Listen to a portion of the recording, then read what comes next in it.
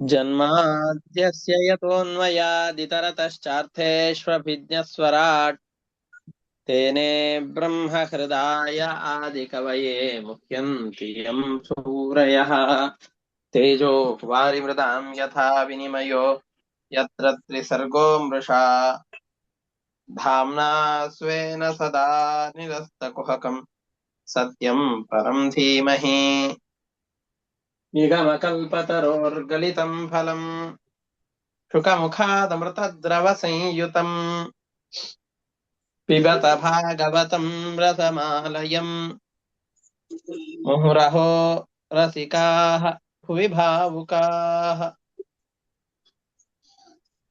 दारिद्र्यदुःखज्वरदाहितानाम् पिशाची परिमर्दितानाम् संसारसिन्धौ परिपातितानाम् क्षेमाय वै भागवतं प्रगर्जति साङ्केत्यं पारिहास्यं वा स्तोभं हेलनमेव वा वैकुण्ठनामग्रहणम् अशेषाघहरं विदुः श्रीगुरुभ्यो नमः हरिः ओम् ನಾವು ನಿನ್ನೆಯ ಪಾಠದ ಸಂದರ್ಭದಲ್ಲಿ ಗೋಪಿಯರೆಲ್ಲ ಕೃಷ್ಣನ ಬಳಿಯಲ್ಲಿ ಪ್ರಶ್ನೆಯನ್ನ ಮಾಡಿದರು. ಕೃಷ್ಣ, ಜಗತ್ತಿನಲ್ಲಿ ಈ ತರನಾದಂತಹ ಜನರೆಲ್ಲ ಇರ್ತಾರೆ. ಉಪಕಾರ ಮಾಡಿದವರಿಗೆ ಮಾತ್ರ ಉಪಕಾರವನ್ನ ಮಾಡುವಂಥವರು, ಅಪಕಾರ ಮಾಡಿದ ವ್ಯಕ್ತಿಗಳಿಗೂ ಉಪಕಾರವನ್ನು ಮಾಡುವಂಥವರು. ಅಂದ್ರೆ ಏನೇ ಮಾಡ್ಲಿ, ಅವ್ರ ನಮಗೆ ಉಪಕಾರವನ್ನೇ ಮಾಡ್ಲಿ, ಏನು ಮಾಡದೇ ಇರ್ಲಿ, ಸುಮ್ಮನೆ ಇರೋರು, ಅಥವಾ ಉಪಕಾರವನ್ನು ಮಾಡಿದವ್ರಿಗೂ ಸಹಾಯವನ್ನು ಮಾಡೋದಿಲ್ಲ, ಅಪಕಾರವನ್ನು ಮಾಡಿದರೂ ಕೂಡ ಅವರಿಗೆ ಸಹಾಯವನ್ನು ಮಾಡೋದಿಲ್ಲ. ಇದರಲ್ಲಿ ನಿನಗೆ ಯಾರು ತುಂಬಾ ಇಷ್ಟ ಹೇಳು?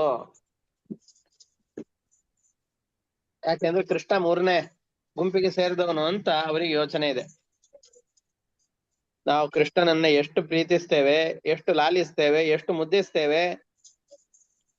ಕೃಷ್ಣನ ಮೇಲೆ ನಮಗೆ ಇಷ್ಟು ಪ್ರೀತಿ ಇದ್ರು ಕೃಷ್ಣ ನಮಗೆ ಕಣ್ಣಿಗೆ ಕಾಣಿಸದೇನೆ ನಮ್ಮಿಂದ ಮರೆಯಾಗಿ ಹೋದನಲ್ಲ, ಹಾಗಾದ್ರೆ ಕೃಷ್ಣನಿಗೆ ಎಷ್ಟು ನಮ್ಮ ಮೇಲೆ ಇದು ಯಾವ ಕೆಟಗರಿಗೆ, 3ನೇ ಕೆಟಗರಿಗೆ ಕೃಷ್ಣ ಸೇರ್ತಾನೆ ಅಂತ ಅಂದುಕೊಂಡು ಈ ಭಾವನೆಯಿಂದ ಕೃಷ್ಣನನ್ನ ಪ್ರಶ್ನೆ ಮಾಡ್ತಾ ಇದ್ದಾರೆ. ಅದಕ್ಕೆ ಕೃಷ್ಣ ಉತ್ತರವನ್ನು ಕೊಡ್ತಾ ಬಂದ, ಯಾರು ನಮಗೆ ಉಪಕಾರವನ್ನು ಮಾಡಿರ್ತಾರೋ ಅವರಿಗೆ ನಾವು ಸಹಾಯ ಮಾಡುತ್ತಾ ಇದ್ದೇವೆ ಅಂತಾದರೆ ಅದು ದೊಡ್ಡಸ್ತಿಕೆ ಅಲ್ಲ. ಅದು ಯಾಕೆ ಅಂತಂದ್ರೆ ಅದು ವ್ಯವಹಾರದ ಹಾಗಾಯ್ತು. ಇವ್ರು ನನಗೆ ಉಪಕಾರ ಮಾಡ್ತಾ ಇದ್ದಾರೆ, ಅದಕ್ಕೋಸ್ಕರ ನಾನು ಅವನಿಗೆ ಉಪಕಾರವನ್ನು ಮಾಡ್ತೇನೆ. ಹಾಗಾದ್ರೆ ಒಬ್ಬರಿಂದ ಉಪಕಾರವನ್ನು ಪಡೆದು ಅದಕ್ಕೆ ಪ್ರತಿಯಾಗಿ ನಾವೇನಾದ್ರೂ ಮಾತನಾಡಿದೆವು ಮಾಡಿದೆವು ಅಂತಾದರೆ, ಉಪಕಾರ ಮಾಡಿದ್ದಾನೆ ಎಂಬ ಭಾವನೆಯಿಂದಾಗಿ ಅವನಿಗೇನಾದ್ರೂ ಉಪಕಾರವನ್ನು ಮಾಡಿದರೆ ಕೇವಲ ವ್ಯವಹಾರ ಅಂತ ಕರೆಸಿಕೊಳ್ಳುತ್ತದೆ. ಅದು ಸ್ವಾರ್ಥ ಸಾಧನೆ. ನನಗೆ ಅವನಿಂದ ಉಪಯೋಗವಾಯಿತು, ವಾಪಸ್ಸು ಅವನಿಗೆ ಉಪಕಾರ ಮಾಡಿದರಾಯ್ತು, ಈ ಭಾವನೆ ಇದೆಯಲ್ಲ, ಇದು ಸ್ವಾರ್ಥ ಸಾಧನೆಯ ಹಿನ್ನೆಲೆಯಲ್ಲಿ ಬರುವಂತಹ ಮಾತಿದು.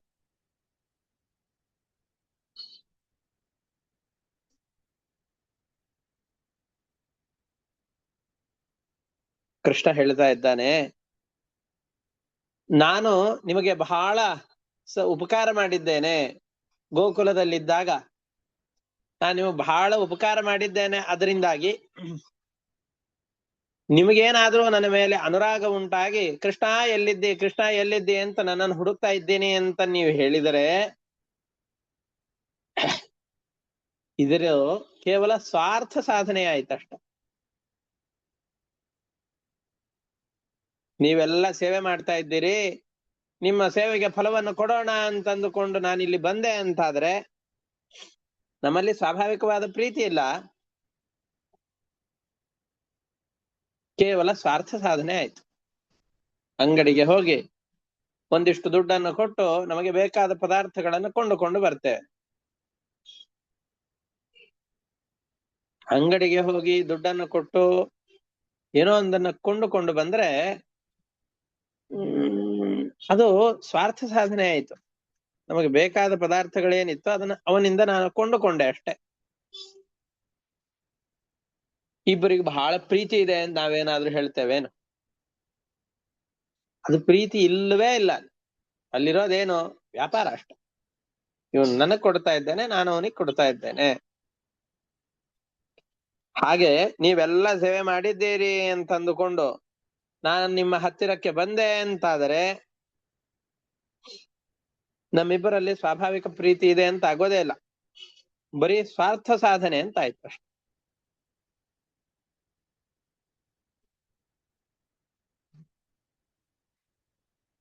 ಇನ್ನು ಎರಡನೇದ್ದು, ನಮ್ಗೆ ಯಾರು ಸೇವೆ ಮಾಡೋದಿಲ್ಲ ಆದ್ರೂ ಸುಖ ಪಡಿಸ್ತಾ ಇದ್ದಾರೆ, ನಮ್ಗೆ ಬೇಕಾದದ್ದನ್ನು ತಂದು ಕೊಡ್ತಾ ಇದ್ದಾರೆ ಅಂತಂದ್ರೆ ಅವ್ರ ತಂದೆ ತಾಯಿಗಳ ಹಾಗಾದ. ತಂದೆ ತಾಯಿಗಳು ದಯಾಳುಗಳು. ತಮ್ಮ ಮಕ್ಕಳು ತಮ್ಗೆ ಏನಾದ್ರು ಮಾಡ್ತಾರೋ ಬಿಡ್ತಾರೋ ಏನು ಯೋಚನೆ ಇಲ್ಲ. ಆದ್ರೆ ತಮ್ಮ ಕರ್ತವ್ಯ ತಂದೆ ಮಕ್ಕಳನ್ನ ಸಾಕೋದು ಅಂತಂದುಕೊಂಡು ಮಕ್ಕಳನ್ನ ಬೆಳೆಸೋದು, ಮಕ್ಕಳನ್ನ ಜೋಪಾನ ಮಾಡೋದು, ಮಕ್ಕಳಿಗೆ ಬೇಕಾದದ್ದನ್ನು ಕೊಡೋದು, ಇದೆಲ್ಲವೂ ತಮ್ಮ ಮಕ್ಕಳು ಅನ್ನುವ ಉದ್ದೇಶದಿಂದ ಮಾಡ್ತಾ ಇರ್ತಾರೆ.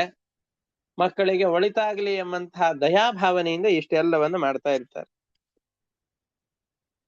ಅವರಲ್ಲಿ ಪ್ರೀತಿ ಇದೆ. ಈ ರೀತಿಯಾಗಿ ಅವರು ಕರ್ಮಗಳನ್ನ ಮಾಡಿದ್ರಿಂದಾಗಿ ಬಹಳ ಪುಣ್ಯವೂ ಇದೆ.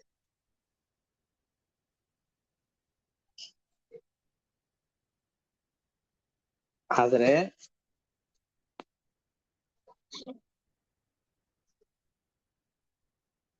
ಪರಮಾತ್ಮ ಈ ತರ ಮಾಡ್ತಾನೆ ಅಂತ ಹೇಳಿಕ್ ಬರೋದಿಲ್ಲ. ಪರಮಾತ್ಮ ಏನಾದ್ರೂ ಮಾಡ್ಲೇ ಬಿಡ್ಲಿ, ಅವ್ರಿಗೆ ಒಳ್ಳೆ ಪ್ರೀತಿಯಿಂದಾಗಿ ಬೇಕಾದದ್ದನ್ನೆಲ್ಲ ತಂದು ಕೊಟ್ಟು ಬಿಡ್ತಾನೆ, ಈ ತರ ಇಲ್ಲ. ತಂದೆ ತಾಯಿಗಳು ಮಕ್ಕಳಲ್ಲಿ ಮಮತೆಯನ್ನ ಮಾಡಬೇಕಾದ್ರೆ ಮಕ್ಕಳು ತಮಗೆ ಸೇವೆಯನ್ನ ಮಾಡ್ಲಿ ಮಾಡದೇ ಇರ್ಲಿ, ತಮಗೆ ಸೇವೆ ಮಾಡದೆ ಹೋದ್ರು ಎಲ್ಲಾದ್ರೂ ಇರ್ಲಪ್ಪ ನನ್ನ ಮಗ ಚೆನ್ನಾಗಿರ್ಲಿ ಅಂತಾನೆ ತಂದೆ ತಾಯಿಗಳು ಅಪೇಕ್ಷೆ ಪಡ್ತಾರೆ. ತನ್ನ ಮಗ ತನಗೆ ಸೇವೆ ಮಾಡ್ತಾ ಇಲ್ಲ ಹಾಳಾಗ್ ಹೋಗ್ಲಿ ಅಂತ ಯಾರು ಅಪೇಕ್ಷೆ ಪಡೋದಿಲ್ಲ.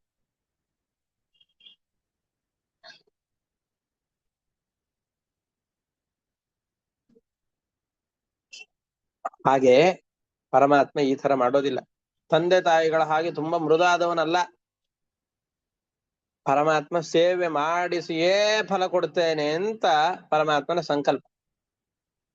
ರಾಜ ಅವನಿಗೆ ತನ್ನ ಭೃತ್ಯರ ಮೇಲೆ ಎಷ್ಟೇ ಪ್ರೀತಿ ಇರ್ಲಿ, ಅವ್ರ ಕಡೆಯಿಂದ ಕೆಲಸ ತಗೊಂಡೇ ಸಂಬಳ ಕೊಡೋದು. ನನಗೆ ಇವನ್ ಮೇಲೆ ತುಂಬಾ ಪ್ರೀತಿ ಇದೆ ಅಂತಂದುಕೊಂಡು ಕೆಲಸ ಮಾಡದೆ ಹೋದ್ರು ಅವನ ಬೊಕ್ಕಸದಿಂದ ತೆಗೆದು ದುಡ್ಡನ್ನ ಹಂಚ್ತಾನೆ ಅಂತಾದ್ರೆ ಸರ್ಕಾರ ಎಲ್ಲ ದಿವಾಳಿ ಎದ್ದು ಹೋಗ್ಬಿಡುತ್ತೆ. ರಾಜನ ಸಂಪತ್ತೆಲ್ಲ ಕರಗಿ ಹೋಗಿಬಿಡತ್ತೆ. ಹಾಗಾಗಿ ಪರಮಾತ್ಮನ ವೃತ್ತಿ ಈ ತರನಾದದ್ದು. ಅವ್ರ ಕಡೆಯಿಂದ ಆ ಕೆಲಸವನ್ನ ಮಾಡಿಸಿಯೇ ಅವರಿಗೆ ಫಲವನ್ನು ಕೊಡ್ಬೇಕು ಅಂತಾನೆ ಹೊರತಾಗಿ ಅವ್ರು ಮಾಡಿದ್ರೆ ಮಾಡ್ಲಿ ಮಾಡದೇ ಇದ್ರಿಲ್ಲ, ನನ್ನ ಕೆಲಸ ಏನಪ್ಪಾ ತಂದೆ ತಾಯಿಗಳ ಹಾಗೆ ಮಕ್ಕಳನ್ನು ಸಾಕಿದ ಹಾಗೆ ಸಾಕೋದು, ಹಾಗಲ್ವೇ ಇಲ್ಲ. ಅವನು ಮಾಡ್ಬೇಕು, ಅಥವಾ ಯಾರು ಮಾಡ್ತಾರೋ ಅವರಿಗೆ ಮಾತ್ರ ಫಲ. ಇದು ಪರಮಾತ್ಮನ ವೃತ್ತಿ. ಹಾಗಾಗಿ ನನ್ನ ಮೇಲೆ ನೀವು ಯಾರು ಆಕ್ಷೇಪ ಮಾಡುವ ಹಾಗಿಲ್ಲ. ನಾವು ಮಾಡಿದ್ರು ನಾವು ಮಾಡದೇ ಇದ್ರು ದೇವ್ರು ನಮಗ್ ಫಲ ಕೊಡ್ಲೇಬೇಕು, ಇಲ್ಲ, ಕೊಡೋದಿಲ್ಲ. ನೀವು ಸತ್ಕರ್ಮಗಳನ್ನ ಆಚರಣೆ ಮಾಡಿದರೆ ಮಾತ್ರ ಫಲವನ್ನು ಕೊಡ್ತಾನೆ.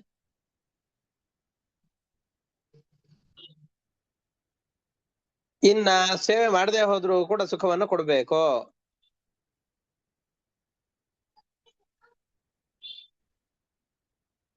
ಇದು ಎರಡನೇ ಪಕ್ಷಕ್ಕೆ ಉತ್ತರ ಕೊಟ್ಟಾಯ್ತು. ಈಗ ಆ ತರ ಪರಮಾತ್ಮ ಮಾಡೋದಿಲ್ಲ, ಸೇವೆ ಮಾಡಿದ್ರೆ ಅಷ್ಟೇ ಕೊಡೋದಂತ. ಇನ್ನೊಂದು ಕ್ಯಾಟಗರಿ ಇದೆ.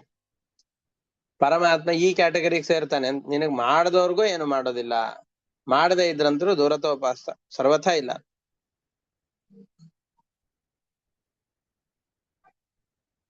ಪರಮಾತ್ಮನ ಈ ಎರಡೂ ಕ್ಯಾಟಗರಿಯಲ್ಲಿ ಸೇರೋದಿಲ್ಲ. ಪರಮಾತ್ಮ ಕೃತಜ್ಞನ, ಮಾಡಿದ್ದನ್ನು ಮರೆತು ಬಿಟ್ಟು ನಮಗ್ ಫಲಗಳನ್ನು ಕೊಡ್ತಾ ಇದ್ದಾನೆ ಅಂತ ಯೋಚನೆ ಮಾಡೋಣವೇ? ಪರಮಾತ್ಮ ಸರ್ವಥಾ ಆ ರೀತಿಯಾಗಿ ಮಾಡೋದಿಲ್ಲ. ನಾವೇನ್ ಮಾಡಿರ್ತೇವೋ, ನಾವು ಮಾಡಿದ ಕರ್ಮಗಳಿಗೆ ಅನುಗುಣವಾದ ಫಲವನ್ನ ಪರಮಾತ್ಮ ಕೊಡ್ತಾನೆಯೇ ಹೊರತಾಗಿ ನಾವು ಮಾಡದೇ ಇರುವ ಯಾವ ಕರ್ಮಗಳ ಫಲವನ್ನು ಕೂಡ ಪರಮಾತ್ಮ ನಮಗೆ ಕೊಡಲಾರ. ಪರಮಾತ್ಮನದ್ದು ಸಂಕಲ್ಪ ಇದೆ, ಯಾರಿಗೆ ಯಾವ ಫಲ ಸಿಗಬೇಕೋ ಅವರಿಗೆ ಮಾತ್ರ ಆ ಫಲ. ಕೃತಜ್ಞನಲ್ಲ.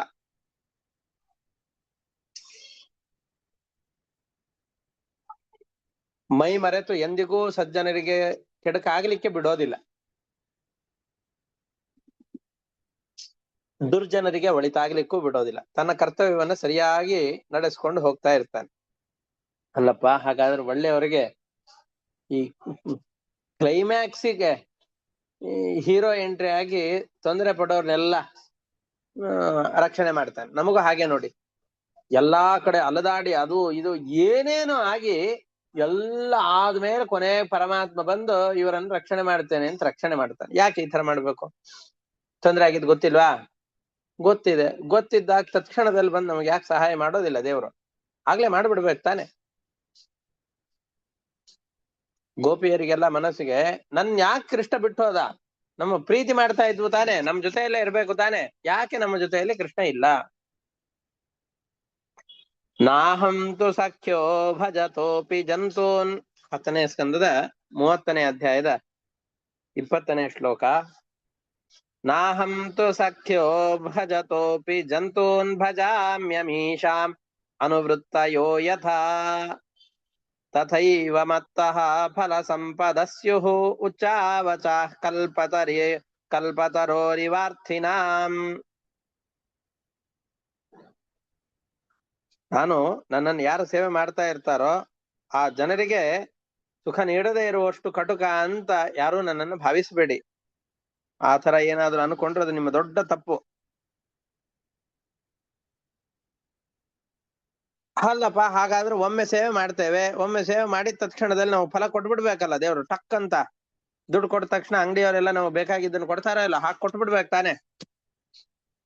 ದೇವ್ರು ಕೊಡೋದಿಲ್ಲ ಅಂತಂತಾನೆ. ತಾನು ಸತ್ಕರ್ಮಗಳನ್ನ ಮಾಡಿದ ತತ್ಕ್ಷಣದಲ್ಲಿ ಅದರ ಫಲ ಸಿಗಬೇಕು ಅಂತಂದ್ರೆ ದೇವರ ಆ ತರ ತತ್ಕ್ಷಣದಲ್ಲಿ ಫಲವನ್ನು ಕೊಡೋದಿಲ್ಲ. ಒಂದೇ ಒಂದು ಬಾರಿ ಸೇವೆ ಮಾಡ್ಬಿಟ್ರು ಸಾಕು, ಆಗೋದಿಲ್ಲ. ನಮ್ಮ ಮನಸ್ಸಿನ ಕಾಲುಷ್ಯ, ಕಠಿಣತೆ ಇದೆಲ್ಲ, ಇದೆಲ್ಲ ತೊಲಗಬೇಕು. ನೋಡಿ, ಹಿಂದಿನ ಕಾಲದಲ್ಲೆಲ್ಲ ಅಕ್ಕಿಯನ್ನ ಪಡಿಬೇಕಾದ್ರೆ ಅನೇಕ ಬಾರಿ ಕುಟ್ತಾ ಇದ್ರು. ಎಲ್ಲಿ ತನಕ ಕುಟ್ತಾ ಇದ್ರು? ಮೇಲಿನ ಹೊಟ್ಟು ಹೋಗೋ ತನಕ ಕುಟ್ತಾನೇ ಇದ್ರು. ಒಂದ್ ಸಾರ್ತಿ ಕುಟ್ಟಿದ್ರೆ ಅದು ಹೋಗೋದಿಲ್ಲ, ಕುಟ್ಬೇಕು, ಮತ್ತೆ ಕುಟ್ಬೇಕು, ಮತ್ ಕುಟ್ತಾನೇ ಇರ್ಬೇಕು. ಎಲ್ಲಿವರೆಗೂ ಆ ಭತ್ತದ ಮೇಲಿನ ಹೊಟ್ಟು ಕಳಚಿ ಬರೀ ಅಕ್ಕಿ ಮಾತ್ರ ಉಳಿಯೋದಿಲ್ವೋ ಅಲ್ಲಿವರೆಗೂ ಕುಡ್ತಾನೇ ಇರ್ಬೇಕು.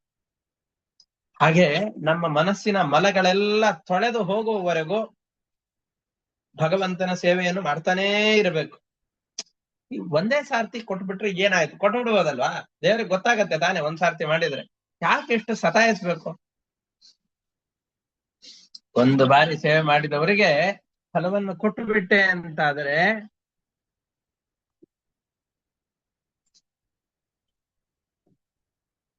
ಯಾರು ಒಂದು ಬಾರಿ ಸೇವೆಯನ್ನು ಮಾಡಿ ಫಲವನ್ನು ಪಡೆದಿರ್ತಾರಲ್ಲ ಅವ್ರಿಗೆ ಅಹಂಕಾರ ಬಂದ್ಬಿಡು. ನಿಮಗೆಲ್ಲ ಬಂದಿತ್ತ?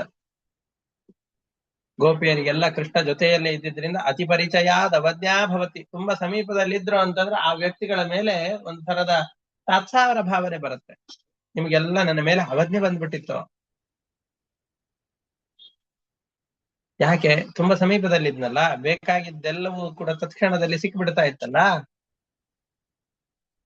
ಬಯಸಿದ್ದೆಲ್ಲ ತತ್ಕ್ಷಣದಲ್ಲಿ ಸಿಕ್ತು ಅಂತಂದ್ರೆ ನಮ್ಮ ಜೊತೆಯಲ್ಲಿರುವಂತಹ ವಸ್ತು ಅಮೂಲ್ಯವಾಗಿದ್ರೂ ಕೂಡ ಅದು ಬೆಲೆಯನ್ನ ಕಳೆದುಕೊಂಡು ಬಿಡುತ್ತೆ. ಹಾಗಾಗಬಾರ್ದು. ಅವರಿಗೆ ಯೋಗ್ಯವಾದಂತಹ ಫಲ ಸಿಗಬೇಕು. ಅದಕ್ಕೋಸ್ಕರವಾಗಿ ನಾನು ಯಾರು ಫಲ ನನಗೆ ಸೇವೆಯನ್ನು ಮಾಡ್ತಾರೋ ಸೇವೆ ಮಾಡಿದ ತಕ್ಷಣದಲ್ಲಿ ಪ್ರತಿಫಲವನ್ನು ಕೊಡೋದಿಲ್ಲ. ಮಾಡದೆ ಸಿಕ್ಬಿಡ್ತು ಅಂತ ಅಹಂಕಾರ ಅವರಲ್ಲಿ ಬರಬಾರ್ದು. ಒಮ್ಮೆ ಸೇವೆ ಮಾಡಿದ್ರೆ ಸಾಕು ಆಗೋದಿಲ್ಲ, ಮತ್ತೆ ಮಾಡಬೇಕು, ಮತ್ತೆ ಮಾಡ್ತಾನೇ ಇರಬೇಕು. ಫಲಕ್ಕೋಸ್ಕರ ಮಾಡುವಂತಹ ಸೇವೆ ಕೊನೆಗೆ ಫಲಕ್ಕೆ ಮಾತ್ರ ಸೀಮಿತವಾಗದೇನೆ ಭಗವಂತನಲ್ಲಿ ನಿರತಿಶಯವಾದಂತಹ ಸ್ವಾಭಾವಿಕ ಪ್ರೀತಿಗೆ ತಿರುಗಬೇಕು. ಸ್ವಾಭಾವಿಕವಾದ ಪ್ರೀತಿಗೆ ಅದು ತಿರುಗಬೇಕು. ಯಾವಾಗ ನಾವು ಮಾಡುವಂತಹ ಕರ್ಮಗಳು ಸ್ವಾಭಾವಿಕ ಪ್ರೀತಿಯಾಗಿ ಮಾರ್ಪಾಟಾಗತ್ತೋ, ಮಕ್ಕಳಲ್ಲಿ ಮಾಡುವ ಪ್ರೀತಿಯಂತೆ ನಾವು ನಮ್ಮಲ್ಲಿ ಮಾಡುವ ಪ್ರೀತಿಯು ಹೇಗೆ ಸ್ವಾಭಾವಿಕವೋ ಆ ರೀತಿಯಾದ ಆ ತೆರನಾದಂತಹ ಸ್ವಾಭಾವಿಕ ಸಹಜವಾದ ಪ್ರೀತಿ ಪರಮಾತ್ಮನಲ್ಲಿ ನಮಗೆ ಉಂಟಾಯಿತು ಅಂತಂದ್ರೆ ಪರಮಾತ್ಮ ಹೇಳ್ತಾನೆ, ನಾನು ಕಲ್ಪ ವೃಕ್ಷದಂತೆ ಭಕ್ತರಿಗೆ ಬೇಕಾದ ಎಲ್ಲ ಫಲಗಳನ್ನು ಕೂಡ ಕೊಟ್ಟೇ ಬಿಡುತ್ತೇನೆ. ಯಾವುದಕ್ಕೂ ಅವರು ಯೋಚನೆ ಮಾಡಬೇಕಾದಂತಹ ಅನಿವಾರ್ಯತೆನೇ ಇಲ್ಲ. ಅಂತಹ ಸಕಲ ಫಲಗಳನ್ನು ಕೂಡ ದಯಪಾಲಿಸಿ ಬಿಡ್ತೇನೆ. ತಥೈವ ಮತ್ತ ಫಲ ಸಂಪದಸ್ಯುರುಚ್ಚಾವಚಾಹ ಕಲ್ಪತಿ ತರೋರಿವಾರ್ಥಿನ. ಬಯಸಿದ ವ್ಯಕ್ತಿಗಳಿಗೆ ದೇವಲೋಕದಲ್ಲಿರುವಂತಹ ಕಲ್ಪವೃಕ್ಷ ಬಯಸಿದ ಎಲ್ಲ ಫಲಗಳನ್ನು ಕೂಡ ಕ್ಷಣಕಾಲವೂ ವಿಳಂಬ ಇಲ್ಲದೇನೆ ತತ್ಕ್ಷಣದಲ್ಲಿ ಕೊಡಮಾಡುವಂತೆ ನಾನು ಕೂಡ ಭಕ್ತರು ಬೇಡುವ ಎಲ್ಲ ಇಷ್ಟಾರ್ಥಗಳನ್ನು ಕೂಡ ಕ್ಷಣ ಮಾತ್ರದಲ್ಲಿ ಪೂರೈಸ್ತೇನೆ. ಕ್ಷಣಕಾಲದಷ್ಟು ವಿಳಂಬ ಇರೋದಿಲ್ಲ. ಆದರೆ ಆ ರೀತಿಯಾಗಿ ಬಯಸಿದ್ದೆಲ್ಲವನ್ನು ಪಡಿಬೇಕು ಅಂತಂದ್ರೆ ತಮಗೆ ಬೇಕಾದ ಎಲ್ಲವನ್ನ ತ್ಯಾಗ ಮಾಡಬೇಕು. ನನ್ನ ವಿಶೇಷವಾದ ಸೇವೆಯನ್ನ ಅವರು ಮಾಡಬೇಕು. ನನ್ನ ವಿಶೇಷವಾದ ಸೇವೆಯಿಂದಾಗಿ ತಮ್ಮನ್ನ ಪೂರ್ತಿಯಾಗಿ ಒಪ್ಪಿಸಿಕೊಂಡರು ಅಂತಾದರೆ ಅಂತಹ ವ್ಯಕ್ತಿಗಳಿಗೆ ಬೇಕಾದಂತಹ ಎಲ್ಲ ಫಲಗಳನ್ನು ನಾನು ಕೊಟ್ಟು ಅವರನ್ನು ರಕ್ಷಿಸ್ತೇನೆ. ಮುಂದೆ ಹೇಳ್ತಾ ಇದ್ದಾರೆ, ಯಥಾಧನೋ ಲಬ್ಧಧನೆ ವಿನಷ್ಟೇ ತಚ್ಚಿಂತಯಾನ್ಯನ್ನಿಭೃತಂ ನ ವೇದ ಏವಂ ಮದರ್ಥಾರ್ಪಿತ ಲೋಕವೇದ ಸ್ವನಾಂ ಹಿವೋ ಮಯ್ಯನುವೃತ್ತಯೋ ಬಲಾಃ ಮಯಾ ಪರೋಕ್ಷಂ ಭಜತಾತಿರೋಹಿತಂ ಸಾಸೂಯಿತುಂ ನಾರ್ಹತ ಮಾಂ ಪ್ರಿಯಂ ಪ್ರಿಯಾಃ.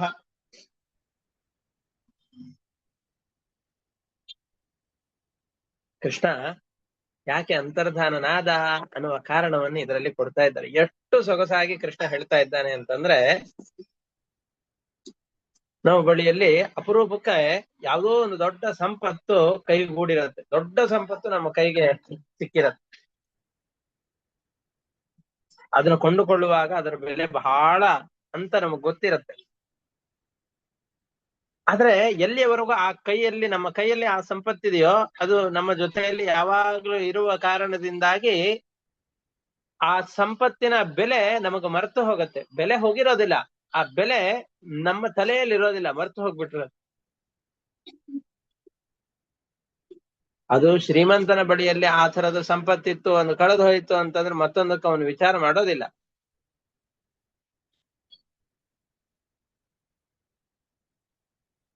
ದರಿದ್ರನ ಬಳಿಯಲ್ಲಿ ಯಾವುದೋ ಒಂದು ಅಪೂರ್ವಕ್ಕೆ ಯಾವುದೋ ಒಂದು ಬಂಗಾರದ ಸರವನ್ನು ಮಾಡಿಸಿಕೊಂಡಿದ್ದ, ಇಡೀ ಜೀವನದ ಫಲವನ್ನ ಸೇರಿಸಿ ಸಂಪತ್ತನ್ನ ಸೇರಿಸಿ ಒಂದು ಬಂಗಾರದ ಸರವನ್ನು ಮಾಡಿಸಿಕೊಂಡಿದ್ದ.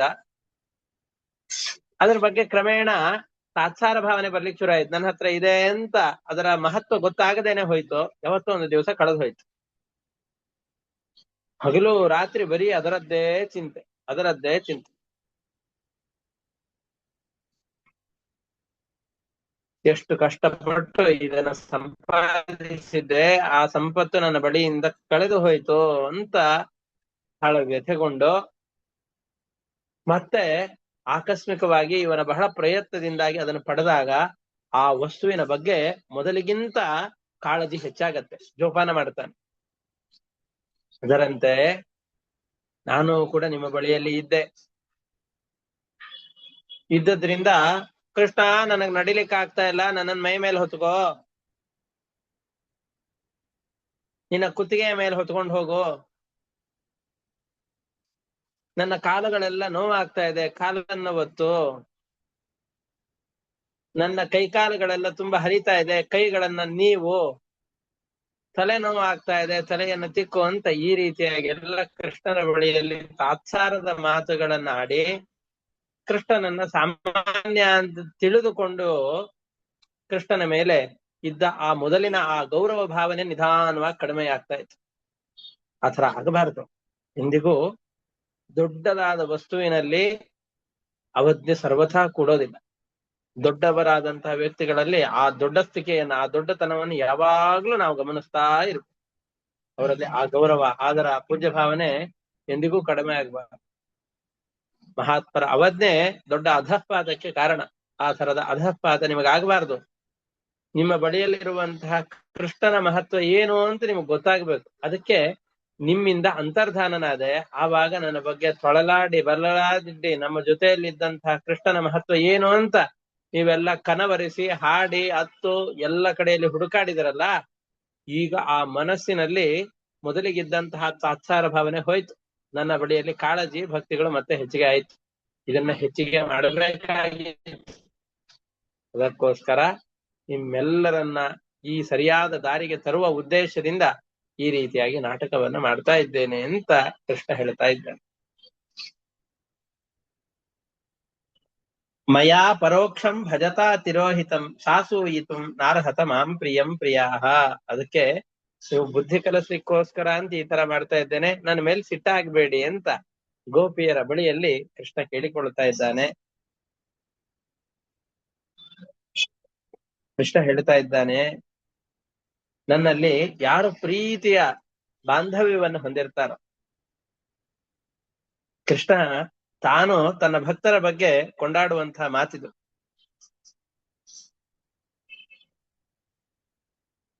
ಭಗವಂತನಲ್ಲಿ ನಿರ್ಮಲವಾದ ಭಕ್ತಿಯನ್ನು ಯಾರು ಮಾಡ್ತಾ ಇರ್ತಾರೋ, ಭಗವಂತನಲ್ಲಿ ನಿರತಿಶಯವಾದಂತಹ ಪ್ರೀತಿಯನ್ನು ಯಾವ ವ್ಯಕ್ತಿಗಳು ಮಾಡ್ತಾ ಇರ್ತಾರೋ, ಅಂತಹ ವ್ಯಕ್ತಿಗಳು ಜಗತ್ತಿನಲ್ಲಿ ಪಡೆಯಲಿಕ್ಕೆ ಆಗದೇ ಇರುವಂತಹ ವಸ್ತುಗಳು ಅಂತ ಯಾವ್ದಿದೆ ಹೇಳಿ?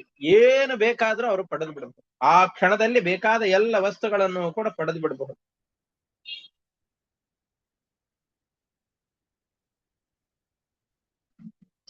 ಭಗವಂತನ ನಿರ್ಮಲವಾದ ಸೇವೆ, ಆ ಸೇವೆಗೆ ಪ್ರತಿಯಾಗಿ ಜಗತ್ತಿನಲ್ಲಿ ಏನನ್ನು ಬೇಕಾದರೂ ತತ್ಕ್ಷಣದಲ್ಲಿಯೇ. ನಮಗೆ ತುಂಬಾ ದೊಡ್ಡದಾದಂತಹ ಅನರ್ಥ ಯಾವುದು ಅಂತಂದ್ರೆ ಈ ಪ್ರಾಕೃತವಾದ ವಿಷಯ ಪದಾರ್ಥಗಳ ಬಂಧ, ಸಂಸಾರ. ಇದನ್ನು ಕಳಚಿಕೊಂಡು ಪರಮಾತ್ಮನ ಲೋಕವನ್ನೇ ಪಡೆದು ಬಿಡಬಹುದು. ಹಾಗಾಗಿ ಅಂತಹ ನಿರ್ಮಲವಾದ ಭಕ್ತಿಯನ್ನು ಮಾಡ್ತಾ ಇರುವಂತಹ ನಿಮ್ಮನ್ನ ಬಿಟ್ಟು ಹೋಗುವಂತಹ ಪ್ರಯಾಸವನ್ನ ಮಾಡಲಿಲ್ಲ. ನನ್ನಲ್ಲಿ ಭಕ್ತಿಯನ್ನು ಮಾಡುವ ಸಂದರ್ಭದಲ್ಲಿ ಮನಸ್ಸು ಕೆಡುಕಾಗಿ ಸ್ವಲ್ಪ ದೋಷಕ್ಕೊಳಗಾದರೂ ಕೂಡ ಅದು ದೊಡ್ಡ ಅನರ್ಥಕ್ಕೆ ಕಾರಣವಾಗತ್ತೆ, ಅಧಃಪಾತಕ್ಕೆ ಕಾರಣವಾಗತ್ತೆ. ನಿಮಗೆ ಆ ಅಧಃಪಾತವಾಗಬಾರದು ಎಂಬ ಉದ್ದೇಶದಿಂದ ಈ ರೀತಿಯಾಗಿ ಮಾಡಿದೆ. ಒಂದು ದೊಡ್ಡ ಮೋರಿಯಲ್ಲಿ ಒಂದು ಲೋಟದಷ್ಟೋ ನಮ್ಮ ಮನೆಯಲ್ಲಿರುವ ಹೊಲಸನ್ನು ತಗೊಂಡು ಹೋಗಿ ಸುರಿದ್ರೆ ಏನು ವ್ಯತ್ಯಾಸ ಆಗತ್ತೆ? ಏನು ವ್ಯತ್ಯಾಸ ಆಗುತ್ತೆ? ಏನು ವ್ಯತ್ಯಾಸ ಆಗೋದು? ಅದರಲ್ಲಿರೋದೆಲ್ಲ ಬರೀ ಕೊಳಚೆಯೇ, ನಾವು ಜೊತೆಯಲ್ಲಿ ಸೇರಿಸಿದ್ದು ಮತ್ತೊಂದಿಷ್ಟು ಕೊಳಚೆಯನ್ನು ಅಷ್ಟೇ. ಆದರೆ ಒಂದು ದೊಡ್ಡದಾದ ಕುಡಿಯುವ ನೀರಿನ ಟ್ಯಾಂಕಿನಲ್ಲಿ, ಶುದ್ಧವಾದ ನೀರಿರುವಂತಹ ಟ್ಯಾಂಕಿನಲ್ಲಿ ಸ್ವಲ್ಪ ವಿಷವನ್ನ ಸೇರಿಸಿದರೆ ಆಗಬಹುದು? ಸೇರಬಾರ್ದು. ನೀರು ತುಂಬಾ ಇದೆ, ಸ್ವಚ್ಛವಾದ ನೀರು ಎಷ್ಟೇ ಇರ್ಲಿ, ಸ್ವಲ್ಪ ವಿಷ ಸೇರಿದರೂ ಕೂಡ ಅದು ಅಗ್ರಾಹ್ಯ ಅಂತ ಕರೆಸಿಕೊಳ್ಳುತ್ತದೆ. ಹಾಗೆ ಸಜ್ಜನರ ಮನಸ್ಸು ಶುದ್ಧವಾದ ಸರೋವರ ಇದ್ದ ಹಾಗೆ, ಅದರಲ್ಲಿ ಎಂದಿಗೂ ದೋಷಗಳು ಬರಬಾರದು. ದೋಷಗಳು ಅಂದ್ರೆ ಅಹಂಕಾರ. ನಾನು ಎಲ್ಲವನ್ನು ತಿಳಿದು ಬಿಟ್ಟಿದ್ದೇನೆ, ನನ್ನಷ್ಟು ಧರ್ಮಾಚರಣೆಯನ್ನು ಮಾಡುವಂತಹ ವ್ಯಕ್ತಿಗಳು ಜಗತ್ತಿನಲ್ಲಿ ಯಾರೂ ಇಲ್ಲ, ನನ್ನಷ್ಟು ಸೇವೆಯನ್ನು ಮಾಡುವಂತಹ ವ್ಯಕ್ತಿಗಳು ಯಾರೂ ಇಲ್ಲ, ನಾನು ಮಾಡಿದ್ದೇ ದೊಡ್ಡದು. ಅಹಂಕಾರದ, ಜ್ಞಾನದ ಅಹಂಕಾರ, ಸಂಪತ್ತಿನ ಅಹಂಕಾರ, ರೂಪದ ಅಹಂಕಾರ, ಬಲದ ಅಹಂಕಾರ, ಈ ಎಲ್ಲ ಅಹಂಕಾರಗಳಿಂದ ಆ ಮನಸ್ಸು ಸಂಪರ್ಕಕ್ಕೊಳಗಾಯಿತು ಅಂತಂದ್ರೆ ಉತ್ತಮನಾದ ಸಾತ್ವಿಕನಾದ ವ್ಯಕ್ತಿಯು ಕೂಡ ದಾರಿ ತಪ್ಪಿ ನಡೆಯಲಿಕ್ಕೆ ಬೇಕಾದಷ್ಟು ಅವಕಾಶ ಇರುತ್ತೆ. ಆ ರೀತಿಯಾದ ತಪ್ಪು ದಾರಿಗೆ ಇವನು ತೆರಳಬಾರದು ಎಂಬ ಏಕೈಕ ಉದ್ದೇಶದಿಂದ ನಾನು ಈ ರೀತಿಯಾಗಿ ನಿಮಗೆ ಕಣ್ಮರೆಯಾಗಿದ್ದೇನೆ, ನನ್ನ ಬಗ್ಗೆ ತಪ್ಪಾಗಿ ಚಿಂತಿಸಬೇಡಿ ಅಂತ ಜಗದೊಡೆಯನಾದಂತಹ ಕೃಷ್ಣ ಆ ಗೋಪಿಕೆಯರಿಗೆ ಸಮಾಧಾನವನ್ನು ಮಾಡ್ತಾ ಇದ್ದಾನೆ.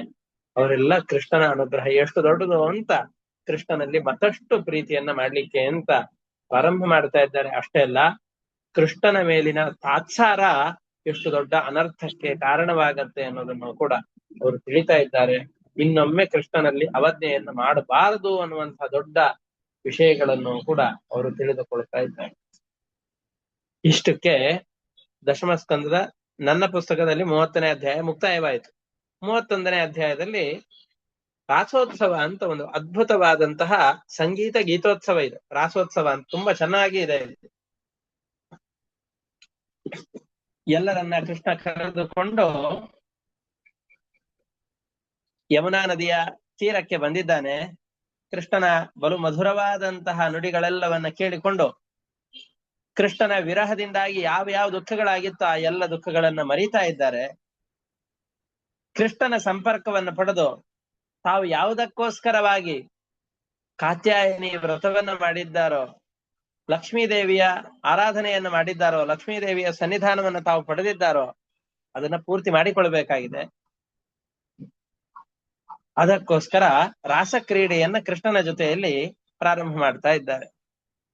ಇತ್ತಂ ಭಗವತೋ ಗೋಪ್ಯ ಶ್ರುತ್ವಾ ವಾಚಸ್ಸುಪೇಶಲಾಃ ಜಹುರ್ವಿರಹಜಂ ತಾಪಂ ತತ್ಸಂಗೋಪಚಿತಾಶಿಷಃ ತತ್ರಾರಭತ ಗೋವಿಂದೋ ರಾಸಕ್ರೀಡಾಂ ಅನುವ್ರತೈಃ ಸ್ತ್ರೀರತ್ನೈರನ್ವಿತಃ ಪ್ರೀತೈಃ ಅನ್ಯೋನ್ಯಾಬದ್ಧಬಾಹುಭಿಃ. ಏನು ರಾಸೋತ್ಸವ ಅಂದ್ರೆ ಏನು? ರಾಸಕ್ರೀಡೆ ಅಥವಾ ರಾಸೋತ್ಸವ ಅಂತಂದು ಹೇಳಿದ್ರೆ ಅದು ಒಂದು ನೃತ್ಯದ ಪ್ರಕಾರ, ಕುಣಿತ. ಕೃಷ್ಣ ಮತ್ತು ಗೋಪಿಕೆಯರು ಇವರೆಲ್ಲ ಗೊಲ್ರು, ಇವರಿಗೆ ನೃತ್ಯದ ಪ್ರಕಾರ ಎಲ್ಲ ಏನು ಗೊತ್ತಿರತ್ತೆ? ಹಾಗೆಲ್ಲ ಭಾವಿಸಬಾರ್ದು. ಯಾರೋ ಸುಮ್ನೆ ಹಾದಿ ಬೀದಿಯಲ್ಲಿ ಹೋಗೋರು ಮಾರಮ್ಮನ ಜಾತ್ರೆಯಲ್ಲಿ ಅಲ್ಲಿ ಇಲ್ಲಿ ಎಲ್ಲ ಎದುರುಗಡೆಯಲ್ಲಿ ತಮಟೆಯನ್ನ ಅದನ್ನ ಇದನ್ನ ಬಾರಿಸ್ಬೇಕಾದ್ರೂ ಕುಣಿತಾರಲ್ಲ, ಆ ತರದ ಕುಣಿತ ಅಲ್ಲ ಇದು. ರಾಸೋತ್ಸವ ಅನ್ನುವಂಥದ್ದು ದೇವಲೋಕದಲ್ಲಿ ಆಚರಣೆ ಮಾಡುವಂತಹ ಅದ್ಭುತವಾದಂತಹ ನೃತ್ಯದ ಒಂದು ಪ್ರಕಾರ. ಹೇಳ್ತಾರೆ ಲಯಬದ್ಧವಾಗಿ ಇದನ್ನು ಹೇಗೆ ಅಂತಂದು ಹೇಳಿದ್ರೆ, ಇಬ್ಬರು ನರ್ತಕಿಯರು ಇರ್ತಾರೆ. ಆ ಇಬ್ಬರು ನರ್ತಕಿಯರ ಮಧ್ಯದಲ್ಲಿ ಒಬ್ಬ ಪುರುಷ ನಿಂತಿರ್ತಾನೆ, ಕೃಷ್ಣ ನಿಲ್ತಾನೆ. ಕೃಷ್ಣನ ಮುಂದಿನಿಂದ ಒಬ್ಬ ನರ್ತಕಿ ಕೃಷ್ಣನ ಹೆಗಲ ಮೇಲೆ ತೋಳನ್ನ ಇಟ್ಟುಕೊಂಡು ನಿಂತಿರ್ತಾಳೆ. ಇನ್ನೊಬ್ಬ ನರ್ತಕಿ, ಇನ್ನೊಬ್ಬ ಗೋಪಿಕೆ ಕೃಷ್ಣನ ಹಿಂಬದಿಯಿಂದಾಗಿ ಕೃಷ್ಣನ ಬೆನ್ನ ಮೇಲೆ ಕೈ ಇಟ್ಟಿರ್ತಾಳೆ. ಹೀಗೆ ಇದು ಒಂದು. ಅಥವಾ ಇಬ್ಬರೇ, ಒಂದು ಪುರುಷ ಮತ್ತೊಬ್ಬಳು ಸ್ತ್ರೀ, ಇವರಿಬ್ಬರು ಪರಸ್ಪರವಾಗಿ ತಮ್ಮ ಹೆಗಲ ಮೇಲೆ ಕೈಯನ್ನ ಇಟ್ಟುಕೊಂಡು ವೃತ್ತಾಕಾರವಾಗಿ ಮಧುರವಾದಂತಹ ಗಾನವನ್ನ ಹೇಳುತ್ತಾ ಸುತ್ತಲೂ ನರ್ತನ ಮಾಡ್ಲಿಕ್ಕೆ ಪ್ರಾರಂಭ ಮಾಡ್ಬೇಕು. ಅದು ಲಯಬದ್ಧವಾಗಿ ತಾಳಬದ್ಧವಾಗಿ ಕುಣಿಯುವ ಸಂದರ್ಭದಲ್ಲಿ ಅವರೇ ಹಾಡು ಹಾಡ್ಬೇಕಲ್ವಾ. ನಮಗೆ ಕುತ್ಕೊಂಡು ಹಾಡು ಹಾಡುವಾಗ್ಲೇನೆ ಲಯಗಳು ಸ್ವರಗಳು ಇವೆಲ್ಲ ತಪ್ಪಿ ಹೋಗುವ ಸಾಧ್ಯತೆ ಇರುತ್ತೆ. ಹಾಗಲ್ಲ, ಕುಣಿತ ರಾಗವಾಗಿ ಹಾಡನ್ನ ಹಾಡ್ತಾ ಮೈ ಮರೆತು ದೇವರ ಸ್ಮರಣೆಯಲ್ಲಿ ನಮ್ಮನ್ನ ನಾವು ಕಳೆದುಕೊಂಡು ಬಿಡೋದು. ಇದನ್ನ ರಾಸಕ್ರೀಡೆ ಅಂತ ಹೇಳ್ತಾ ಇದ್ದಾರೆ. ಅದನ್ನ ಹೇಳ್ತಾ ಇದ್ದಾರೆ, ಎಷ್ಟೆಷ್ಟು ಜನ ಗೋಪಿಯರಿದ್ದಾರೋ ಆ ಎಲ್ಲ ಗೋಪಿಯರಿಗೂ ಕೂಡ ಎದುರಾಗಿ ನಿಂತಹ ಪುರುಷ ಯಾರು ಅಂದ್ರೆ ಕೃಷ್ಣನೇ. ಇಡೀ ರಾತ್ರಿ ಪೂರ್ತಿಯಾಗಿ ನಾವು ಎಷ್ಟೋ ಜನರ ಮನೆಯಲ್ಲಿ ಇದನ್ನ ರಾತ್ರಿಯ ಸಂದರ್ಭದಲ್ಲಿ ದೇವಿಯರು, ತುಳಜಾ ಭವಾನಿ, ಇವರು ಭವಾನಿ ದೇವಿ, ಇವರೆಲ್ಲ ಇದ್ರು ಅಂತಂದ್ರೆ ರಾತ್ರಿ ಪೂರ್ತಿಯಲ್ಲಿ ಮನೆಯಲ್ಲಿ ಜಾಗರಣೆಯನ್ನ ಮಾಡ್ತಾರೆ, ಹಾಡ್ತಾ ಕುಣಿತಾ. ಹಾಗೆ ಇಡೀ ರಾತ್ರಿಯ ಕಾಲದಲ್ಲಿ ಕೃಷ್ಣನ ಜೊತೆಯಲ್ಲಿ ಅಪ್ಸರಾ ಸ್ತ್ರೀಯರು, ಲಕ್ಷ್ಮೀದೇವಿಯ ಸನ್ನಿಧಾನ ಯುಕ್ತರಾದಂತಹ ಈ ಗೋಪಿಯರೆಲ್ಲ ಏನು ಕುಣಿದಾಡಿದಂತಹ ಸಂದರ್ಭ ಇದೆಯೋ, ಈ ಕುಣಿದಾಟದ ಈ ನೃತ್ಯದ ಒಂದು ಪ್ರಕಾರವನ್ನ ರಾಸಕ್ರೀಡೆ ಅಂತ ಕರೀತಾ ಇದ್ದಾರೆ. ಯಾವ ಗೋಪಿಗೂ ಕೂಡ ಇನ್ನೊಬ್ಬರನ್ನು ನೋಡಿದ್ರು ಹೊಟ್ಟೆ ಕಿಚ್ಚೆ ಇಲ್ಲ. ಯಾಕೆಂದ್ರೆ ಎಲ್ಲರ ಜೊತೆಯಲ್ಲಿ ಕೃಷ್ಣ ಇದ್ದಾರೆ. ಅಯ್ಯೋ ಕೃಷ್ಣ ಇವನ ಹತ್ರ ಹೋದ, ನನ್ನ ಹತ್ರ ಬರ್ಲೇ ಇಲ್ಲ ಅಂತ ಯಾರಿಗೂ ಅನ್ನಿಸ್ಲಿಲ್ಲ. ರಾಸೋತ್ಸವ ಸಂಪ್ರವೃತ್ತೋ ಗೋಪಿ ಮಂಡಲ ಮಂಡಿತ ಯೋಗೇಶ್ವರೇಣ ಕೃಷ್ಣೇನ ತಾಸಾಂ ಮಧ್ಯೆ ದ್ವಯೋರ್ದ್ವಯೋ ಪ್ರವಿಷ್ಟೇನ ಗೃಹೀತಾನಾಂ ಕಂಠೆ ಸ್ವನಿಕಟಂ ಸ್ತ್ರೀಯ. ಕೃಷ್ಣನ ಹೆಗಲ ಮೇಲೆ ಇವರೆಲ್ಲ ಕೈ ಹಾಕೊಂಡು ನಿಂತಿದ್ದಾರೆ. ಕೃಷ್ಣನು ಕೂಡ ತನ್ನ ಕೈಯನ್ನ ಗೋಪಿಯರ ಹೆಗಲ ಮೇಲೆ ಹಾಕಿಕೊಂಡು ನಿಂತಿದ್ದಾನೆ. ಪ್ರತಿಯೊಬ್ಬ ಗೋಪಿಯೂ ಕೂಡ ತನ್ನ ಬಳಿಯಲ್ಲಿಯೇ ಕೃಷ್ಣ ಇದ್ದಾನೆ. ಸ್ವನಿಕಟಂ ಸ್ತ್ರೀಯ, ಎಲ್ಲರೂ ಕೂಡ ನಮ್ಮ ಸಮೀಪದಲ್ಲೇ ಕೃಷ್ಣ ಇದ್ದಾನೆ ಅಂತಂದುಕೊಂಡು ಹಾಡನ್ನ ಹಾಡಿಕೊಂಡು ನಾಟ್ಯಶಾಸ್ತ್ರಕ್ಕೆ ಅನುಗುಣವಾಗಿ ಭಗವಂತನಿಗೆ ನೃತ್ಯ ಸೇವೆಯನ್ನ ಅರ್ಪಣೆ ಮಾಡ್ತಾ ಇದ್ದಾರೆ. ಈ ಭಗವಂತನಿಗೋಸ್ಕರವಾಗಿ ಈ ರೀತಿಯಾದ ನೃತ್ಯ. ಅವರು ಯಾರು ಕೈಯನ್ನು ಹಿಡಿದುಕೊಂಡಿರ್ತಾರಲ್ಲ ಅವರು ವೃತ್ತಾಕಾರದಲ್ಲಿ ಇರ್ಬೇಕು, ಮಧ್ಯದಲ್ಲಿ ಮತ್ತೆ ದೇವರಿರ್ಬೇಕು. ಹಾಗಾದ್ರೆ ಎಲ್ಲ ಗೋಪಿಯರ ಜೊತೆಯಲ್ಲಿ ಕುಣಿತವನ್ನು ಮಾಡ್ಲಿಕ್ಕೋಸ್ಕರ ಕೃಷ್ಣ ಇದ್ದಾನೆ. ನೃತ್ಯವನ್ನ ಮಾಡ್ಲಿಕ್ಕೆ ದೊಡ್ಡದಾದಂತಹ ವೃತ್ತಾಕಾರ ಒಂದು ದೊಡ್ಡ ಸರ್ಕಲ್ ಮಾಡಿದ್ದಾರೆ, ಎಲ್ಲ ಗೋಪಿಯರು ಇದ್ದಾರೆ. ಅದು ಒಂದೊಂದು ಸರ್ಕಲ್ ಆಗೋದಿಲ್ಲ, 2-3 ಸರ್ಕಲ್ ಮಾಡಿದ್ದಾರೆ. ಅಷ್ಟು ಜನ ಗೋಪಿಯರು ಇದ್ದಾರಲ್ಲ. ನಾವೆಲ್ಲ ಈ ಚಾತುರ್ಮಾಸದ ಕೊನೆಯ ಸಂದರ್ಭದಲ್ಲಿ ತುಳಸಿ ಸಂಕೀರ್ತನೆಯನ್ನ ಮಾಡುವಾಗ ನಮ್ಮ ವಿದ್ಯಾಪೀಠಗಳಲ್ಲಿ ಅಲ್ಲಿ ಇಲ್ಲಿ ಎಲ್ಲ ಈ ತರದ ನೃತ್ಯಗಳನ್ನ ಮಾಡ್ತಾ ಇರ್ತಾರೆ. ಕೋಲಾಟಗಳನ್ನ ಮಾಡ್ತಾ ಒಬ್ಬರು ಇನ್ನೊಬ್ಬರ ಹೆಗಲ ಮೇಲೆ ಕೈಯನ್ನಿಟ್ಟುಕೊಂಡು ನೃತ್ಯವನ್ನ ಮಾಡ್ತಾ ಇರ್ತಾರೆ. ಆ ತರದ ನೃತ್ಯವನ್ನ ಮಾಡ್ಲಿಕ್ಕೆ ಪ್ರಾರಂಭ ಮಾಡ್ತಾ ಇದ್ದಾರೆ. ಮಧ್ಯದಲ್ಲಿ ಕೃಷ್ಣ ಮತ್ತು ತುಳಸಿಯ ಪ್ರತಿಮೆಯನ್ನ ಇಟ್ಟು, ತುಳಸಿಯ ಸಸ್ಯವನ್ನ ಕೃಷ್ಣನ ಪ್ರತಿಮೆಯನ್ನ ಅದರಲ್ಲಿಟ್ಟು ಅದರ ಸುತ್ತಲೂ ನರ್ತನವನ್ನ ಮಾಡ್ತಾರಲ್ಲ, ಹಾಗೆ ಇಲ್ಲಿಯೂ ಮಧ್ಯದಲ್ಲಿ ಕೃಷ್ಣನನ್ನು ಇಟ್ಟುಕೊಂಡು ಎಲ್ಲರ ಜೊತೆಯಲ್ಲೂ ಕೃಷ್ಣನೇ ನಿಂತುಕೊಂಡು ರಾಸಲೀಲೆಯನ್ನ ರಾಸ ಕ್ರೀಡೆಯನ್ನ ಮಾಡ್ಲಿಕ್ಕೆ ಅಂತ ಪ್ರಾರಂಭ ಮಾಡ್ತಾ ಇದ್ದಾರೆ. ನಮ್ಮ ಎಲ್ಲ ನ್ಯೂಸ್ ಚಾನೆಲ್ಗಳಲ್ಲಿ ಅಲ್ಲಿ ಇಲ್ಲಿ ಎಲ್ಲ ರಾಸಲೀಲೆ ರಾಸಕ್ರೀಡೆ ಅಂತಂದು ಹೇಳಿದ್ರೆ ಅಶ್ಲೀಲವಾದಂತಹ ಕಾಮ ಕೇಳಿ ಇದನ್ನ ನಾವು ರಾಸಕ್ರೀಡೆ ಅಂತ ಚಿಂತನೆ ಮಾಡಿರ್ತೇವೆ. ಆದ್ರೆ ಭಾಗವತದಲ್ಲಿ ಇರುವಂತಹ ರಾಸಕ್ರೀಡೆ ರಾಸಲೀಲೆ ಅಂತಂದು ಹೇಳಿದ್ರೆ ಪವಿತ್ರವಾದ ಅರ್ಥ. ಭಗವಂತನ ಸುತ್ತಲೂ ಗೋಪಿಯರೆಲ್ಲ ನಿಂತುಕೊಂಡು ನೃತ್ಯವನ್ನ ಮಾಡಿ ಭಗವಂತನ ಸೇವೆ ಅಂತ ಇಡೀ ರಾತ್ರಿಯ ಜಾಗರಣೆಯನ್ನ ಮಾಡಿ ಮೈಯೆಲ್ಲ ಬೆವರು ಬಂದು ಮೈ ಮೇಲೆ ತೊಟ್ಟುಕೊಂಡಂತಹ ಹೂಗಳೆಲ್ಲ ಉದುರಿ ಹೋಗುವ ಹಾಗೆ, ಮೈ ಮೇಲಿನ ಬಟ್ಟೆಗಳ ಪರಿವೆಯೂ ಇಲ್ಲದೆ ಇರುವ ಹಾಗೆ ನರ್ತನವನ್ನ ಮಾಡಿ, ಅದು ಹೇಗೋ ನರ್ತನ ಮಾಡೋದಲ್ಲ, ಕ್ರಮ ಪ್ರಕಾರವಾಗಿ ಶಾಸ್ತ್ರಬದ್ಧವಾಗಿ ನರ್ತನವನ್ನ ಮಾಡಿ ಭಗವಂತನಿಗೆ ನರ್ತನ ಸೇವೆಯನ್ನ ಸಲ್ಲಿಸೋದೇನಿದೆಯೋ ಇದು ನಿಜವಾದ ರಾಸಕ್ರೀಡೆ. ಅಂತಹ ರಾಸಕ್ರೀಡೆಯನ್ನ ಮಾಡ್ತಾ ಇದ್ದಾರೆ. ದೇವತೆಗಳೆಲ್ಲ ಬಂದು ನಿಂತುಕೊಳ್ತಾ ಇದ್ದಾರಂತೆ. ಯನ್ಮನ್ಯೇತ ನಭಸ್ತಾವತ್ ವಿಮಾನ ಶತ ಸಂಕುಲಂ ದಿವೌಕಸಾಂ ಸದಾರಾಣಾಂ ಔತ್ಸುಕ್ಯ ನಿಭೃತಾತ್ಮನಾಂ. ದೇವತೆಗಳೆಲ್ಲ ಬಂದ್ ನಿಲ್ತಾ ಇದ್ದಾರೆ, ಹೊಟ್ಟೆ ಕಿಚ್ಚು ದೇವತೆಗಳಿಗೆಲ್ಲ. ಇದನ್ನೆಲ್ಲ ನೋಡ್ಬೇಕು ಅಂತ ಮಧ್ಯರಾತ್ರಿಯಲ್ಲಿ ತಮ್ಮ ಮನೆಯಿಂದ ಏರೋಪ್ಲೇನ್ ಮಾಡ್ಕೊಂಡು ಆಕಾಶದಲ್ಲೇ ನಿಂತುಕೊಂಡು ನೋಡ್ತಾ ಇದ್ದಾರೆ. ದೇವ ವಿಮಾನಗಳಲ್ಲೆಲ್ಲ ಟ್ರಾಫಿಕ್ ಫುಲ್ ಜಾಮ್ ಆಗಿ ಹೋಗ್ಬಿಟ್ಟಿದೆ ಅವತ್ತು, ಏರ್ ಟ್ರಾಫಿಕ್ ಜಾಮ್. ಈ ಕೆಳಗಡೆಯಲ್ಲಿ ನೆಲದಲ್ಲ, ಆಕಾಶದಲ್ಲಿ ಎಲ್ಲ ವಿಮಾನಗಳಿಂದ ದೇವತೆಗಳ ವಿಮಾನದಿಂದಾಗಿ ಆಕಾಶ ಮುಚ್ಚಿ ಹೋಗಿದೆ. ಚಂದ್ರನಿಗೆ ಕೋಪ ಬಂತದ್ದು.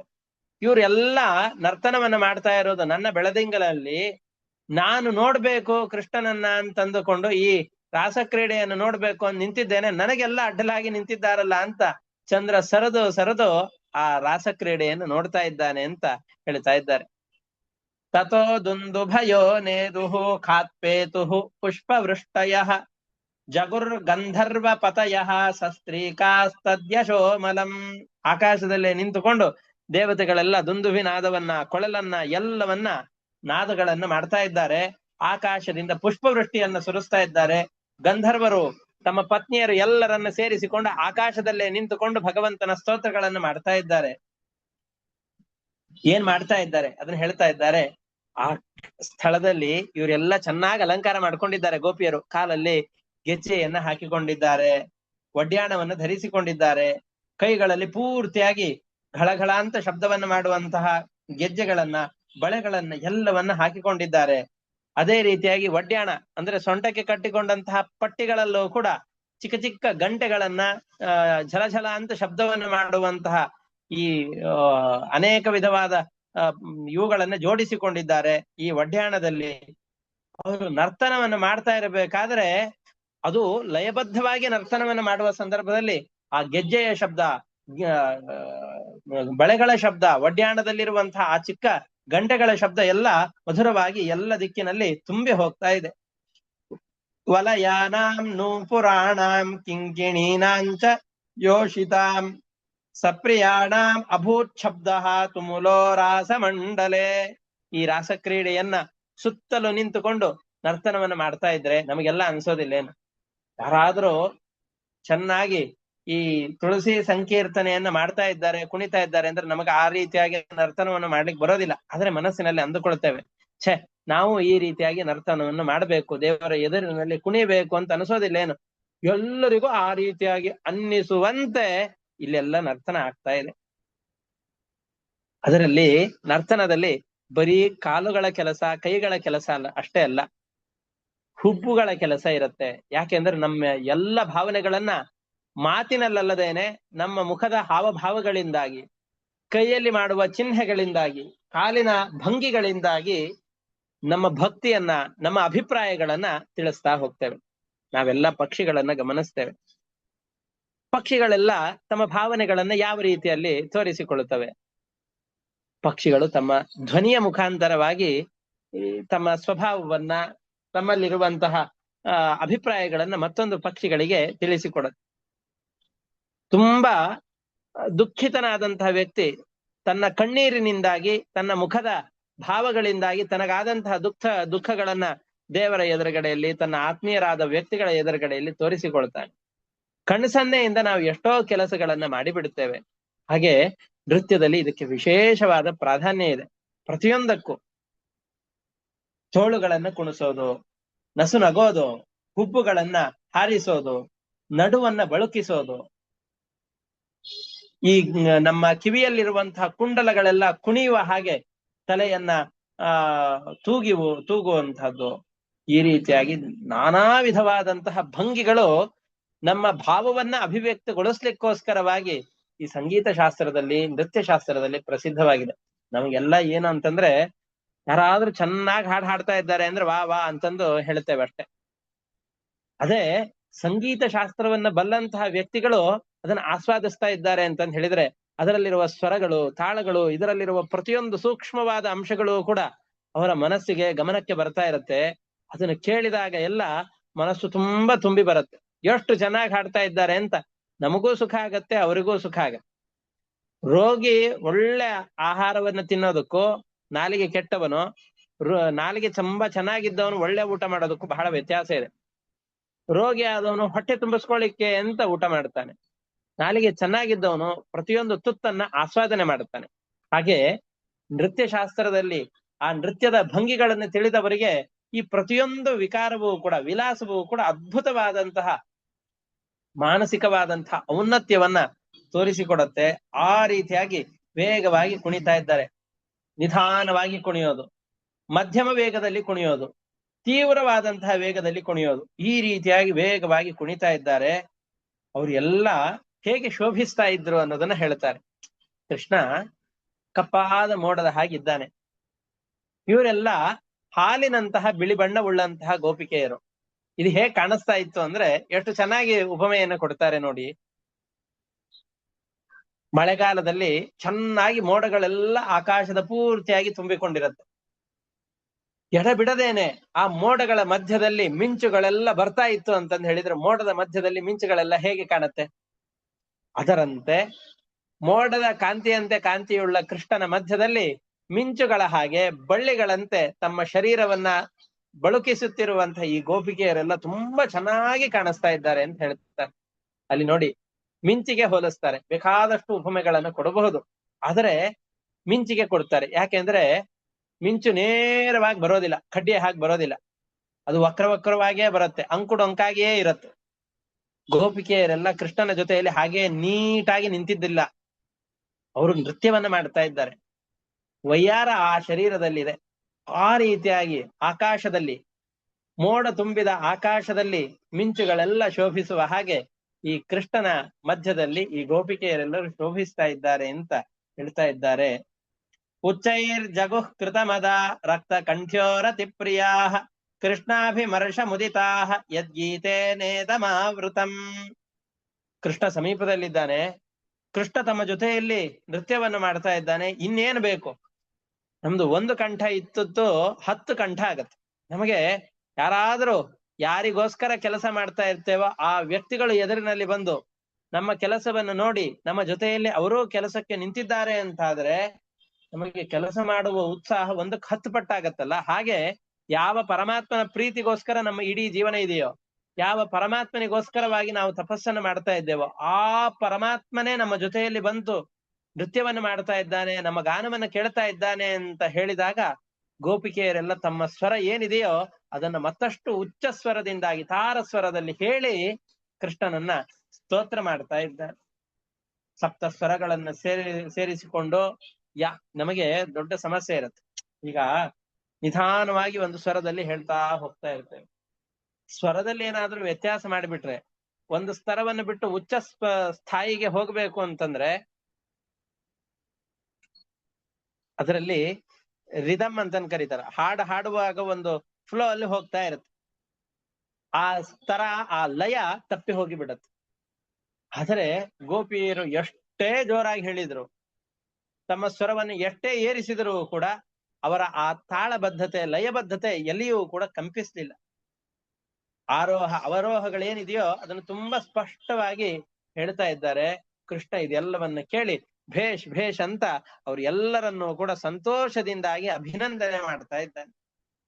ಕಾಚಿತ್ ಸಮಂ ಮುಕುಂದೇನ ಸ್ವರ ಜಾತೀರ ಮಿಶ್ರಿತಾ ಉನ್ನಿನ್ಯೇ ಪೂಜಿತಾ ತೇನ ಪ್ರಿಯತಾ ಸಾಧು ಸಾಧ್ವಿತಿ. ಇಷ್ಟೆಲ್ಲ ಚೆನ್ನಾಗಿ ಅವರು ಸ್ತೋತ್ರವನ್ನು ಹೇಳ್ತಾ ಇದ್ದಾಗ, ತುಂಬಾ ಚೆನ್ನಾಗಿ ಹೇಳ್ತಾ ಇದ್ದೀರಿ ಅಂತ ಕೃಷ್ಣ ಅವರೆಲ್ಲರನ್ನೂ ಕೂಡ ಅಭಿನಂದನೆ ಮಾಡ್ತಾ ಇದ್ದಾನೆ. ತದೇವ ಧ್ರುವ ಮುನ್ನಿನ್ಯೇ ತಸ್ಯೈ ಮಾನಂಚ ಬಹ್ವದಾತ್ ಕಾಚಿದ್ರಾಸ ಪರಿಶ್ರಾಂತ ಪಾರ್ಶ್ವಸ್ಥಸ್ಯ ಗದಾಭೃತಃ ಜಗ್ರಾಹ ಬಾಹುನಾ ಸ್ಕಂಧಂ ಸ್ರವತ್ ಕಬರ ಮಲ್ಲಿಕಾ. ಅದೇ ಕೃಷ್ಣ ಇವ್ರು ಯಾವ ರಾಗದಲ್ಲಿ ಹಾಡ್ತಾ ಇದ್ರೋ, ಕೃಷ್ಣ ಮತ್ತೊಂದು ರಾಗದಲ್ಲಿ ಅದೇ ಸ್ತೋತ್ರವನ್ನ, ಅದೇ ಹಾಡನ್ನ ಹಾಡ್ತಾ ಇದ್ದ. ಆ ಕೃಷ್ಣ ಹಾಡಿದಂತಹ ಸ್ತರವನ್ನ ಗುರುತಿಸಿ ಗೋಪಿಯರೆಲ್ಲ ಮತ್ತೆ ಹಾಡ್ತಾ ಇದ್ದಾಗ, ಓ, ನಾನು ಹೇಳಿದದ್ದನ್ನ ಇಷ್ಟು ಬೇಗನೆ ಕಲಿತು ಇವರು ಹಾಡ್ತಾ ಇದ್ದಾರೆ ಅಂತ ಮತ್ತೆ ಕೃಷ್ಣನಿಗೆ ಸಂತೋಷವಾಯಿತು. ಬಹಳ ಹೊತ್ತು ಈ ರೀತಿಯಾಗಿ ರಾಸಕ್ರೀಡೆಯನ್ನು ಮಾಡಿದ್ರಿಂದ, ಬಹಳ ಹೊತ್ತು ಹಾಡ್ತಾ ನರ್ತನ ಮಾಡಿದ್ರಿಂದಾಗಿ ಗೋಪಿಕೆಯರಿಗೆಲ್ಲ ಒಂದು ತರದ ದೇಹದಲ್ಲಿ ಶ್ರಾಂತ ಭಾವನೆ ಬಂತು. ಬಹಳ ದೇಹ ಆಯಾಸಗೊಂಡಿತು. ತುರುವಿನಿಂದ ಮಲ್ಲಿಗೆ ಹೂಗಳೆಲ್ಲ ಉದುರಿ ಬಿದ್ದಿದೆ. ಬಹಳ ಆಯಾಸವಾಗಿದೆ. ಯಾವ ಕೃಷ್ಣನ ರೂಪದ ಜೊತೆಯಲ್ಲಿ ಅವಳು ಕುಣಿತಾ ನಿಂತಿದ್ಲೋ ಆ ಕೃಷ್ಣನ ಹೆಗಲನ್ನ ಆಶ್ರಯಿಸಿಕೊಂಡು ತುಂಬಾ ಆಯಾಸ ಆಗಿದೆ ಕೃಷ್ಣ ಅಂತ ಹೇಳಿ ಆ ಕೃಷ್ಣನ ತೋಳುಗಳನ್ನ ಆಶ್ರಯಿಸ್ತಾ ಇದ್ದಾಳೆ. ಕೃಷ್ಣನ ಮೈಯಲ್ಲೆಲ್ಲ ಗಂಧವನ್ನ ಲೇಪನ ಮಾಡಿಕೊಂಡಿದ್ದಾನೆ.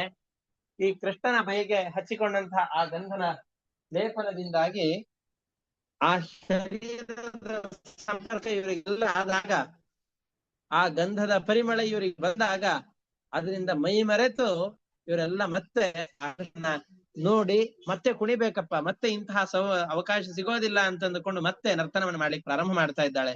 ಕೃಷ್ಣನ ಗಲ್ಲಕ್ಕೆ ಮುತ್ತನ್ನ ಕೊಡ್ತಾ ಇದ್ದಾಳೆ. ಕೃಷ್ಣ ತನ್ನ ಬಾಯಲ್ಲಿ ಹಾಕಿಕೊಂಡಂತಹ ತಾಂಬೂಲವನ್ನ ತೆಗೆದುಕೊಂಡು ತಾನೂ ಮೆಲ್ಲುತ್ತಾ ಇದ್ದಾಳೆ. ತತ್ರೇ ಕಾಂಸಗತಂ ಬಾಹುಂ ಕೃಷ್ಣಸ್ಯೋತ್ಪಲ ಸೌರಭಂ ಚಂದನ ಲಿಪ್ತಮಾಘ್ರಾಯ ಹೃಷ್ಟ ರೋಮಾಚು ಚುಂಬಃ. ಒಬ್ಬಳು ಕೃಷ್ಣನನ್ನ ಗಟ್ಟಿಯಾಗಿ ತಬ್ಬಿಕೊಂಡು ಆಯಾಸದಿಂದ ಪರಿಶ್ರಾಂತಳಾಗಿ ಕೃಷ್ಣನನ್ನ ಚುಂಬಿಸ್ತಾ ಇದ್ದಾಳೆ.